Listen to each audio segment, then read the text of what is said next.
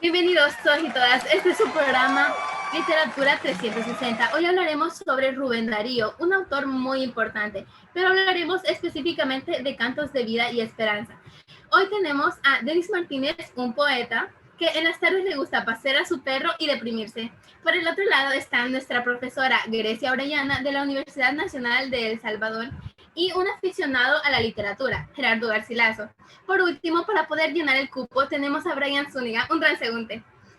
Ok, bueno, Denis Martínez, ¿nos puede hablar un poco del contexto? Claro que sí.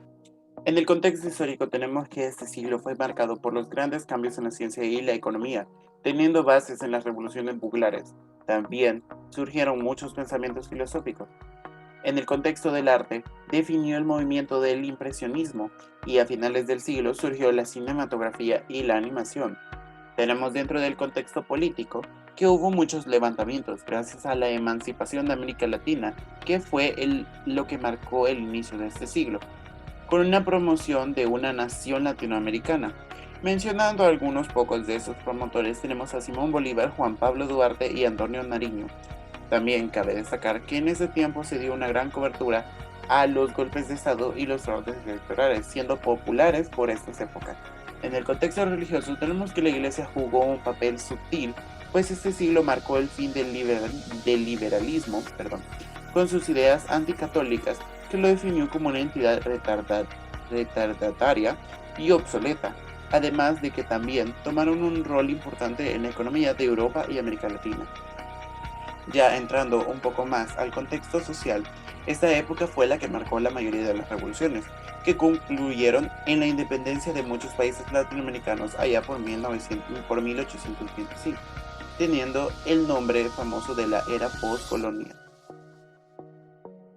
Muchas gracias, señor Martínez. Ahora vamos con nuestra profesora. Señorita Orellana, ¿nos puede hablar sobre las características del modernismo que se encuentran en dos poemas y decir cuáles son esos? Por supuesto. Para empezar, quisiera hablar sobre las características del poema número 8, que se titula A Roosevelt. Bueno, las características que se encuentran de estos es primero la mitología.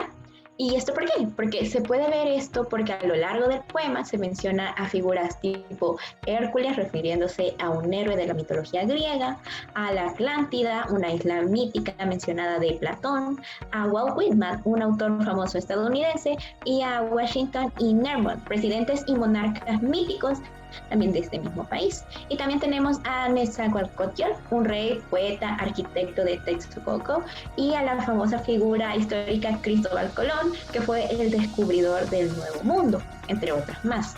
También tenemos como otra característica la reacción contra la modernidad y el progreso, ya que en el poema se puede ver principalmente como un texto de orden social y además que denuncia una fuerte contra a las intervenciones continuadas del gobierno de los Estados Unidos en asuntos nacionales que concernarían a países de América Latina, sobre todo al Caribe. En los Estados Unidos se puede describir por el poema como una entidad egoísta que se representa por la figura impopular e importante de Theodore Roosevelt. Y por último tenemos la búsqueda de la musicalidad, como las rimas que se usan en el poema, ya que son consonantes y se encuentran en cada estrofa y hacen que el poema suene de una manera musical y armoniosa, algo como diríamos cantadito. Ahora hablando de su poema número 11, Mientras tenéis, oh corazones negros, bueno, las que podemos encontrar es la búsqueda de una creencia. ¿Y esto por qué? Esto en el poema, la creencia que podemos encontrar es la vida es dulce y seria, porque es lo que el autor nos quiere transmitir. Y también tenemos la búsqueda de la musicalidad, que es exactamente como lo que he mencionado anteriormente. Las rimas que se encuentran en el poema y cómo este tiene una manera musical y armoniosa al momento de leerse. También tenemos presente la mitología también, ya que esta característica se encuentra en la parte final del poema, en la frase ya surgirá vuestro Pegaso blanco, que hace alusión a un ser mitológico que es Pegaso de la mitología griega. También, algo muy importante, tenemos la característica del preciosismo y perfección formal, ya que se encontró por todo el poema, está redactado de una manera minuciosa y cuidadosa, que transmite bien el mensaje. También la forma en que están todos los detalles, lo que le da un carácter de preciosismo. Interesante, señorita Grecia. Ahora vamos con el señor Garcilaso. ¿Nos puede hablar un poco sobre la estructura de algunos de estos poemas? Bueno, en lo que más se ha destacado son la constitución de 3 poemas específicos. El primero que pude encontrar fue Pegaso, que este consta de 2 estrofas de 4 versos y 2 estrofas de 3 versos. Esto en total son 14 versos. Este presenta, por ejemplo, una rima sonante en todo el poema, la cual es una rima más simple, lo que permite más complejidad al autor para dar mayor posibilidad de rimas. Es una combinación más fácil, por decirlo así. En cambio, el siguiente es un poema más largo a comparación, porque este posee 41 estrofas, que está constituido en 2 versos de 15 estrofas, un verso de 8 estrofas, 2 estrofas de 12 versos, y en todo lo que destaca es la rima consonante, ya que se aprecia la complejidad de la rima y cómo el autor puede llegar a transmitirlo. Así como decía la señorita Grecia, se puede llegar a ver el cantadito característico de esta complejidad. Y ya en la última tenemos, por ejemplo, la marcha triunfal, que este es un poema que está compuesto por una estrofa de 16 versos, que es ya algo mucho más grande, 2 estrofas de 12 versos y una de 6 versos y una de 4 versos. En total son 38 estrofas solo en este poema. También detona la rima sonante, que es una rima más simple, como ya dijimos, y lo cual denota la simplicidad de las rimas al tener solo un vocablo. Muchas gracias, señor Gerardo. Ahora vamos con Brian Zúñiga, nuestro transeúnte. Díganos, señor Zúñiga, ¿nos puede hablar un poco sobre el estilo de la estructura que tenía Rubén Darío? Señorita, antes de eso, ahorita se viene lo bueno. Le voy a dar cátedra a estos. No saben de la buena lectura de Claudia Larzo. Rubén Darío. Hoy les hablaré sobre los 2 que más me llamaron la atención, que es 3 Reyes Magos de Rubén Darío. Esta es una dedicación de Rubén Darío hacia los Reyes Magos. Una voz cuarta de voz intermitente de los 3 proclama en la Epifanía, triunfunda y en el amor y su fiesta os convida. Es lo que dijo Rubén Darío sobre los 3 Reyes Magos. El poema Rey Oscar, cállate, se publicó el poema de Rubén Darío de primavera de Mónica, un hecho que no es muy sorprendente por el tema, ya que es un homenaje a la cultura española. A través del pequeño acontecimiento ocurrió un par de meses antes, durante la visita del rey Oscar II y rey de Suecia, y el de Noruega en San Sebastián, la parte oriental de Eurasia. Pero de esto de Rubén Darío también cabe destacar el estilo que él ocupaba. El movimiento a que el estilo de Rubén Darío estuvo siempre fuertemente ligado se basa en la renovación del lenguaje y la métrica para crear fuertes imágenes de carácter aristocrática y la urbanita. El modernismo presente aislarte de aquí y ahora y trasladar al lector a las altas torres de marfil. Gracias. Muchas gracias, señor Zúñiga. Ahora, señorita Orellana, volviendo con usted, ¿nos podría hablar de las figuras literarias que se encuentran en 2 poemas y decirnos cuáles son estos? Por supuesto, señorita. Quisiera decir las de Torres de Dios Poetas. Es el poema número 9 de Cantos de Vida y Esperanza. Y bueno, dentro de este poema podemos encontrar las siguientes figuras. En la estrofa 1 encontramos la figura de la apóstrofe en el verso Torres de Dios, poetas, ya que se dirige a un interlocutor que son las denominadas Torres de Dios. También esta misma figura se encuentra en la última estrofa del poema, ya que se nota que está hablando con un interlocutor imaginario, que en este caso también son las mismas Torres de Dios. Bueno, también en los versos 3 y 4 que dicen, como crestas expuestas, como picos agrestes, se encuentra el uso del símil, ya que establece una clara comparación de semejanzas. De la misma forma, se usa la exclamación en toda la estrofa, ya que se intenta transmitir fuertes emociones y se usan los signos de exclamación. Este es el mismo caso del último verso de la segunda estrofa, que dice, esperad, esperemos todavía. Y en la segunda estrofa que dice, la mágica esperanza anuncia un día, también podemos ver el uso del epíteto en el primer verso, ya que se brinda un adjetivo que le atribuye cualidades al sustantivo que acompaña, ya que dice mágica esperanza. De la misma forma, en la cuarta estrofa se utiliza esta misma figura en el cuarto verso que dice con roja encía y afilado diente. En la tercera estrofa, en su último verso que dice y se arroja baldón de raza a raza, se utiliza la reduplicación, ya que se repite continuamente una palabra. Y bueno, esas serían las figuras literarias que podíamos encontrar en el primer poema. En el segundo poema que me gustaría que analizáramos fueron Cantos de Esperanza, que es el poema número 10 de esta magnífica obra. Bueno, y en la primera estrofa, en su primer verso que dice un gran vuelo de cuervos mancha el azul celeste, se utiliza la hipérbole, ya que se exagera lo que el poeta está expresando en aquel verso.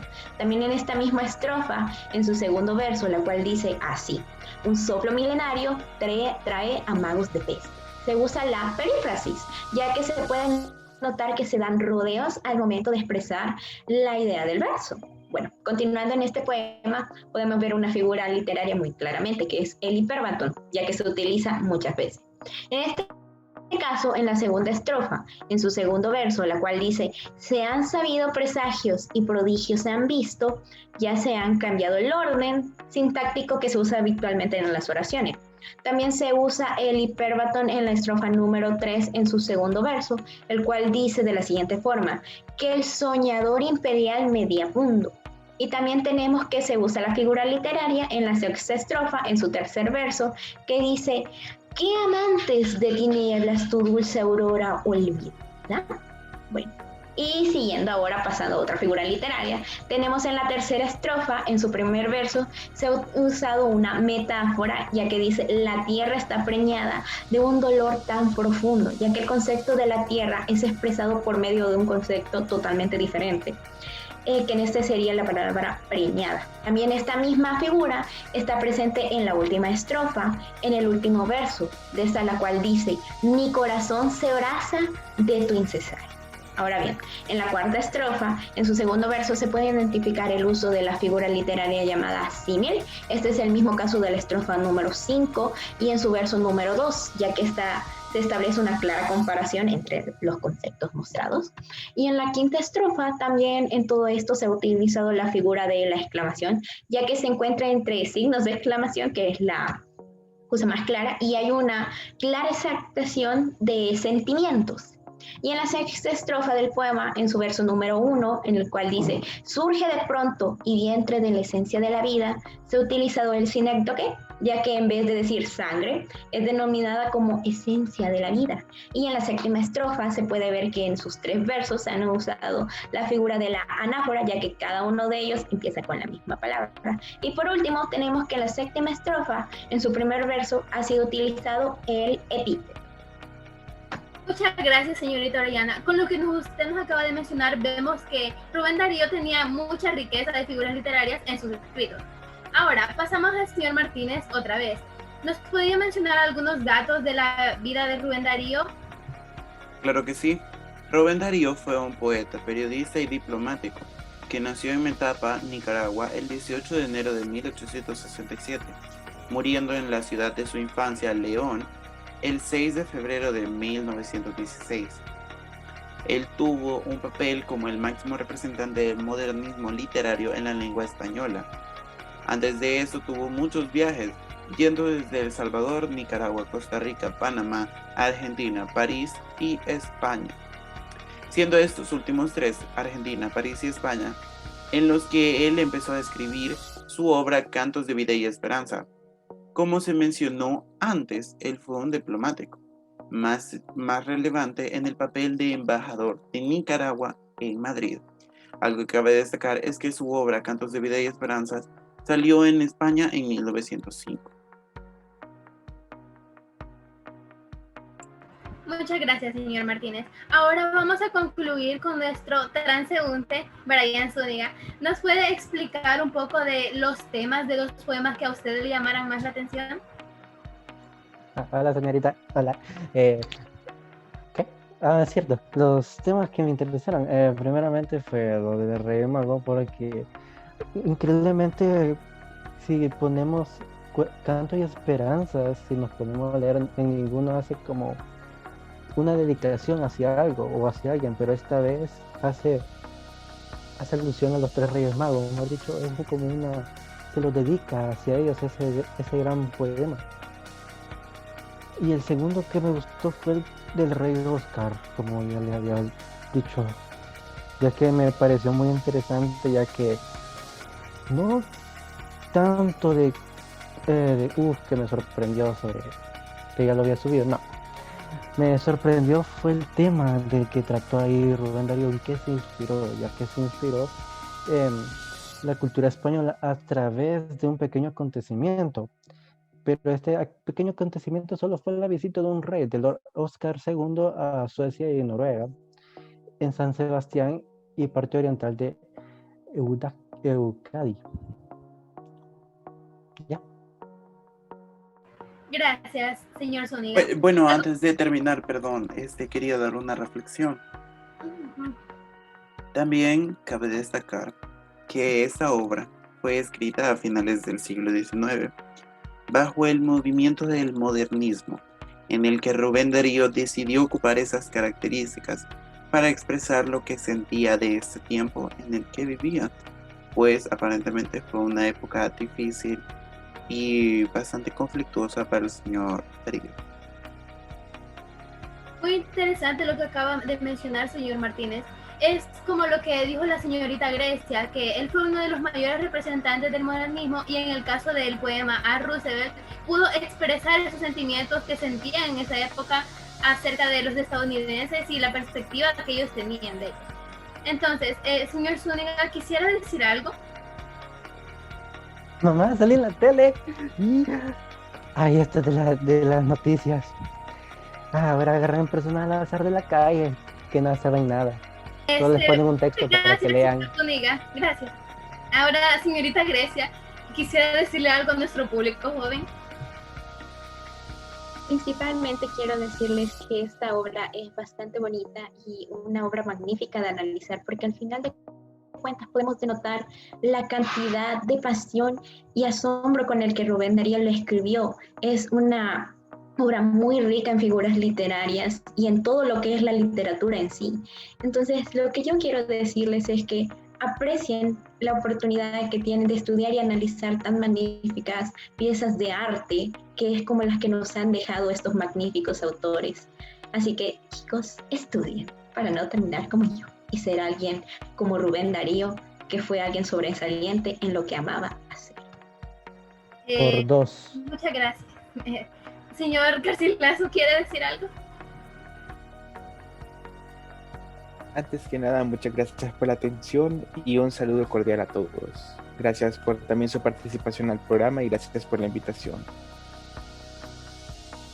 Bueno, eso es todo. Gracias por vernos. Bien, tenemos a la misma hora y por el mismo canal. Este es su programa Literatura 360. Ahora vamos con Robert con los deportes.